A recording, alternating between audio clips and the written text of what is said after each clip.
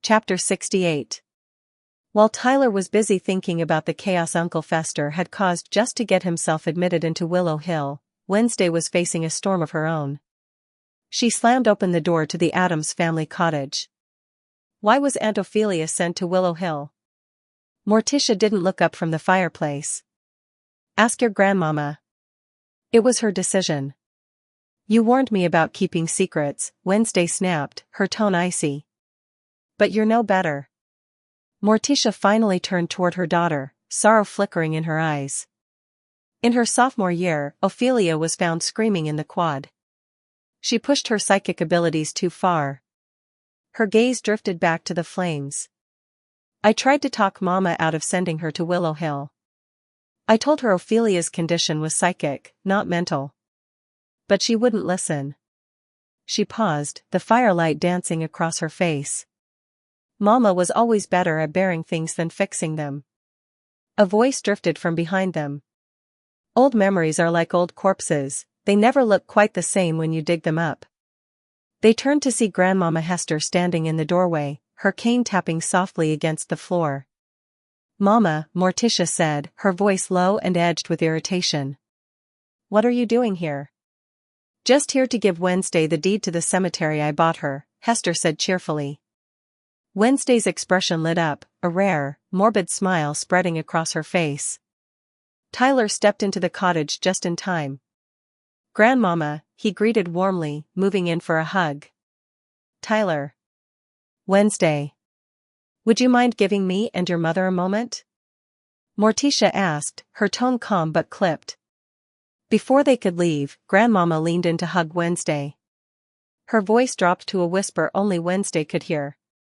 Augusta Stonehurst, that's who signed those death certificates. Wednesday's eyes flickered, the information already connecting dots in her mind. Across the room, Tyler discreetly pulled out his phone and sent a quick text. Thing climbed onto his shoulder, chittering curiously. While Morticia and Grandmama spoke downstairs, Wednesday and Tyler slipped up to his room. Tyler opened his laptop, fingers flying across the keys. Let's see what we can dig up on Augusta Stonehurst. The search results loaded. Wednesday leaned over his shoulder, her expression unreadable. Head chief physician at Willow Hill, before being institutionalized in his own asylum. She tilted her head. A plot twist worthy of Poe. A normie studying outcasts, Tyler muttered, scrolling further. Who gave him credentials to diagnose outcasts? He frowned. Says here he taught science at Nevermore, during our parents' time.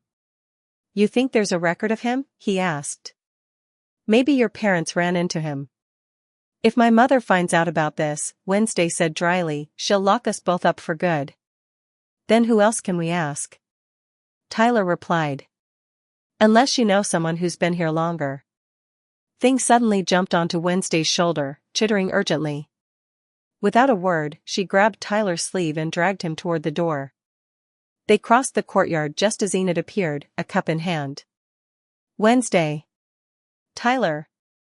You two want to join us for some drinks? Tyler barely looked up from his phone. No, Wednesday said curtly, striding past her. But before she could take another step, Tyler's hand shot out, grabbing at the air, and catching something invisible. Agnes shimmered into view, flinching. Wednesday crossed her arms. What are you doing following us? I was just curious, wanted to see who you were texting, Agnes stammered as Tyler released her arm. I was updating Adele, Tyler explained, his tone sharp.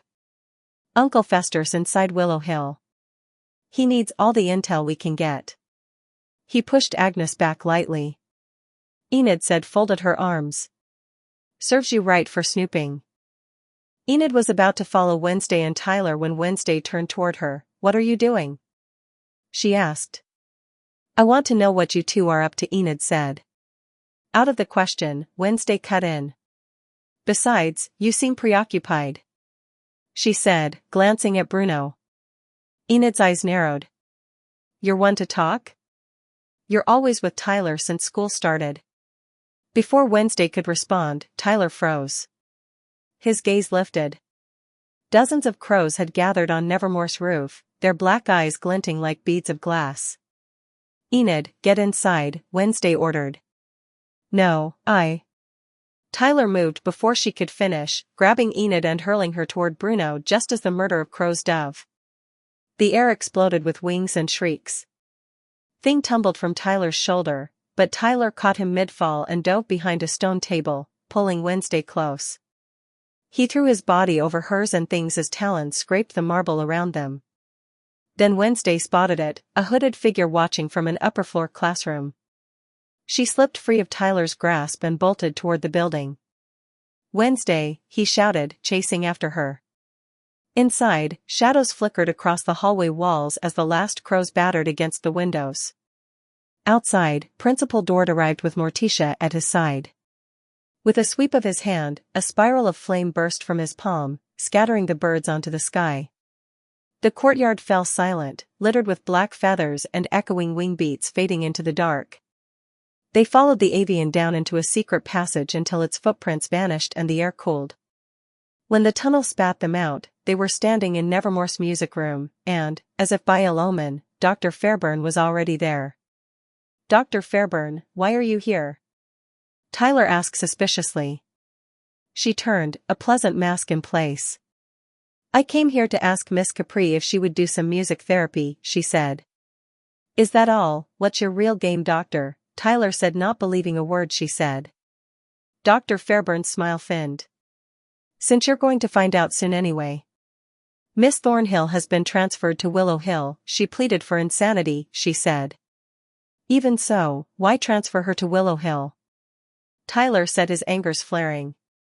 "She specifically asked to be transferred there," Dr. Fairburn said. "I wasn't aware criminals can make demands now," Wednesday said with a snarl. Miss Capri appeared with a tray of steaming tea. Dr. Fairburn glanced at her, then excused herself with a measured bow. "I have something to do, but I'll see you tomorrow night," she said to Miss Capri. Wednesday and Tyler fell into step behind the doctor, keeping to the shadows to watch her leave. Tyler's jaw worked. He spat the words like poison. "I going to kill Laurel." Wednesday's face went colder than the moon. "Don't worry, we can have her kidnap and kill her and say that she escaped during the USSPPO's raid in Willow Hill," Wednesday said. Tyler's eyes widened as the implications landed. "Oh my God, Wednesday, if Laurel sees Uncle Fester, his cover will be blown," Tyler said as he realized the gravity of the situation. Without hesitation, Wednesday sent things skittering from Tyler's shoulder. "Go and warn Uncle Fester about Miss Thornhill and tell him about Augustus Stonehurst. If he finds Stonehurst, he finds Lois." They watched, breath held, as Thing darted forward and hopped onto the back of Dr. Fairburn's car, before disappearing.